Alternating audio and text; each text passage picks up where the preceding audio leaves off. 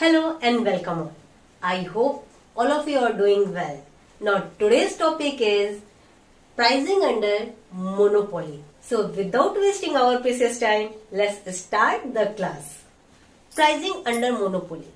Pricing under monopoly को समझने से पहले हम लोग ये समझ लें कि मोनोपोली है क्या और मोनोपोली के क्या की फीचर्स हैं। देखो, मोनोपोली अगर हम देखें तो मोनोपोली हमारा दो तरीके से निकल के आएगा। एक तो मोनोपोली हमारा ऐसा है जो कि प्योर है और दूसरा हमारा है कॉन्टेस्टेबल, है ना। तो जो प्योर मोनोपोली है उसमें बहुत ही ज्यादा रिस्ट्रिक्शंस हैं। उसमें इतनी रिस्ट्रिक्शंस हैं कि कोई दूसरी कंपनी इंटर नहीं कर सकती, कोई दूसरी पार्टी इंटर नहीं कर सकती और बहुत ही कॉम्प्लिकेटेड उसका प्रोसेस है। तो हम देखते हैं ओवरऑल अगर हम मोनोपोली के फीचर में जाए तो क्या क्या फीचर निकल के आ सकते हैं। एक तो हमारा फीचर होगा कि सिंगल प्रोड्यूसर और सेलर, और वहां पे प्रोड्यूसर या फिर सेलर सिंगल होंगे लेकिन जो बायर है वो न्यूमरस होंगे, बहुत ज्यादा हो सकते हैं। ठीक, और क्या है, नो क्लोज सब्स्टिट्यूट कंपटीशन, वहां पे हमारा कोई कॉम्पिटिटर है ही नहीं। ठीक है, फिर नेक्स्ट हम क्या मान सकते हैं कि जो हमारा प्योर मोनोपोली है वहां पे जो एंट्री है ना वो ऑलमोस्ट क्या मतलब कह सकते हैं वो इम्पॉसिबल है ना। जो प्योर मोनोपोली की अगर हम बात करते हैं वहां पे एंट्री पूरी रिस्ट्रिक्टेड है, कोई other party other company inter कर ही नहीं सकती।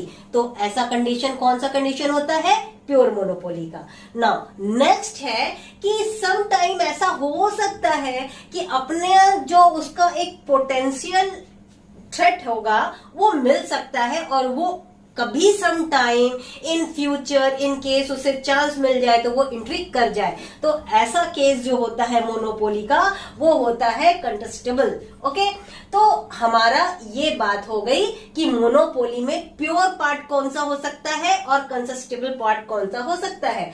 यूजुअली जो मोनोपोली का हम कंडीशन देखते हैं ना ये पब्लिक यूटिलिटी में आती है और इसका जो गवर्नेंस है वो मोस्ट ऑफ टाइम या फिर कहें कि गवर्नमेंट से ही होल्ड होता है या मोस्ट ऑफ पार्ट उस कंपनी का उस पार्टी का गवर्नमेंट होल्ड करती है ना। ये बात समझ में आ गई। तो अब हम बात करते हैं कि अगर हम मोनोपोली के एग्जाम्पल की बात करें इंडियन कॉन्टेक्स्ट में कि कोई एग्जाम्पल हम लें तो क्या है भाई। सबसे फेमस एग्जाम्पल हमारा क्या है, आईआरटीसी, हमारा इंडियन रेलवे। इंडियन रेलवे में हमारा ये जो सर्विस है ये किसके लिए है, पब्लिक के लिए है। और होल्डिंग पावर किसकी है, इंडियन गवर्नमेंट की, सेंट्रल गवर्नमेंट की, है ना। तो फिर ये क्या हो गई हमारी, ये हमारी हो गई इंडियन कॉन्टेक्स्ट में मोनोपोली का एग्जाम्पल। अब अगर हम बात करें कि और ऐसे कोई एग्जाम्पल हो सकते हैं स्टॉक के पॉइंट ऑफ व्यू से, यस हो सकते हैं, ऐसे बहुत एग्जाम्पल्स हैं, बट हम उनमें से एक दो आपसे डिस्कस कर सकते हैं। जैसे कि है ना, हिंदुस्तान एरोनॉटिक लिमिटेड। यहाँ पे अगर हम देखें तो इंडियन गवर्नमेंट की यहाँ पे स्टैकिंग पावर 75% तक की है। तो यहाँ पे जो मोस्ट ऑफ रेगुलेशन का काम है वो कर कौन रहा है, इंडियन गवर्नमेंट कर रही है। तो यहाँ पे भी हम कह सकते हैं एक तरीके का ये मोनोपोली है। फिर अगर हम बात करें भेल यानी कि भारत हैवी इलेक्ट्रॉनिक्स लिमिटेड, यहाँ पे अगर आज के करंट कॉन्टेक्स्ट में बात करें तो 63 पॉइंट समथिंग आई थिंक 63.17% की होल्डिंग गवर्नमेंट की है ना। तो ये भी क्या हो गया कि 50% से ज्यादा स्टैक जो है वो इंडियन गवर्नमेंट के हाथ में है। अब जब इंडियन गवर्नमेंट के हाथ में ज्यादा पावर है तो वो अपना उस तरीके से कंपनी को गवर्न कर सकती है ना। तो आज के लिए बच्चों इतना ही काफी है। नेक्स्ट क्लास में मिलते हैं हम लोग फिगर और ग्राफ्स के साथ। बहुत अच्छे से पढ़ाई करने के लिए तैयार हो जाओ।